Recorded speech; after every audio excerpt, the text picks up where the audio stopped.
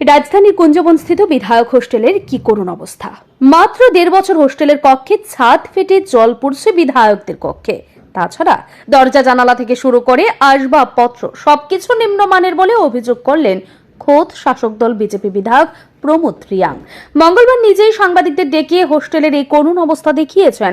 বলেছেন, মাত্র 3 বছর হয়েছে এই হোস্টেল নির্মাণ হয়েছে। 2023 সালে বিধায়করা এই হোস্টেলে আশ্রয় নিয়েছেন। হোস্টেল নির্মাণে অত্যন্ত নিম্নমানের কাজ হয়েছে বলে অভিযোগ করলেন তিনি। বলেছেন, সরকার কাজের গুণগত মান উন্নয়নের জন্য যথেষ্ট অর্থ দিয়েছে, কিন্তু সেই মতো কাজ হয়নি। প্রমোদ রিয়াং শান্তির বাজারের বিধায়ক। তিনি শান্তির বাজারের নিজের এলাকাতেই বেশিরভাগ সময় থাকেন।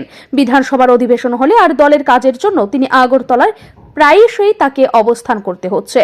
তিনি গত কয়েকদিন ধরেই লক্ষ্য করছেন ছাদ থেকে তার কক্ষে জল পড়ছে। রাতে যখন বৃষ্টি হয় তখন এই ঘরে থাকাই দুষ্কর হয়ে দাঁড়ায়। একটানা বৃষ্টি হলে এই ঘরে থাকাই যায় না। এই বিষয়টি তিনি হোস্টেলের কেয়ারটেকারকে জানিয়েছেন, কিন্তু কেয়ারটেকার এই বিষয়ে কোনো ধরনের পদক্ষেপ গ্রহণ করছে না। তাই এক প্রকার বাধ্য হয়ে তিনি এই বিষয়টি সংবাদ মাধ্যমের কাছে তুলে ধরেছেন। অ্যাকচুয়ালি আমি আজকে সকালে যখন ঘুম থেকে উঠি তখন হঠাৎ করে আমার রুম থেকে উপর থেকে জল পড়তেছে। তো আমি নিচে দেখলো মানে জলটা থেকে পরে দেখতে গিয়ে বলো উপরে ছাদ থেকে জল পড়তেছে।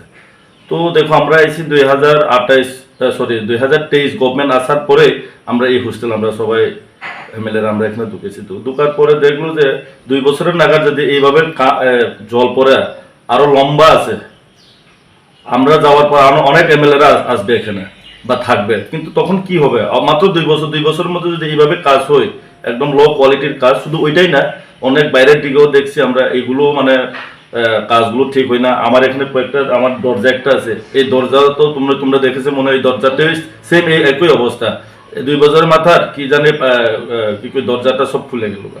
তো আমি চাই যে কাজ করো, সরকার টাকা দিছে ভালো কাজ করার জন্য, তিনি কন্ট্রাক্টর যদি ভালো করে কাজ না করেন, ভালো কাজ করে তোমরা টাকা ওইভাবে নিয়ে যাও, তখন আমরা থাকবো এখানে।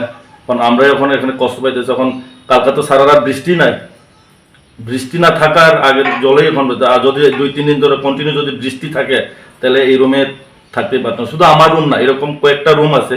আমি সকালে নিচে কেয়ারটেকাররা ডাক দিচ্ছি, দেখাইছে যে কি কি দেখো সেটা। তো তার পিছিয়ে স্যার এরকম আর কয়েকটা রুম আছে যেভাবে মানে জল পড়ে ছাদের থেকে।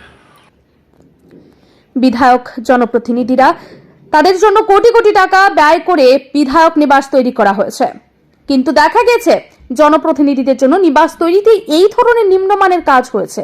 এই ঘটনা থেকে পরিষ্কার অন্যান্য সরকারি কাজের ক্ষেত্রে কতটা গুণগত মান বজায় থাকে।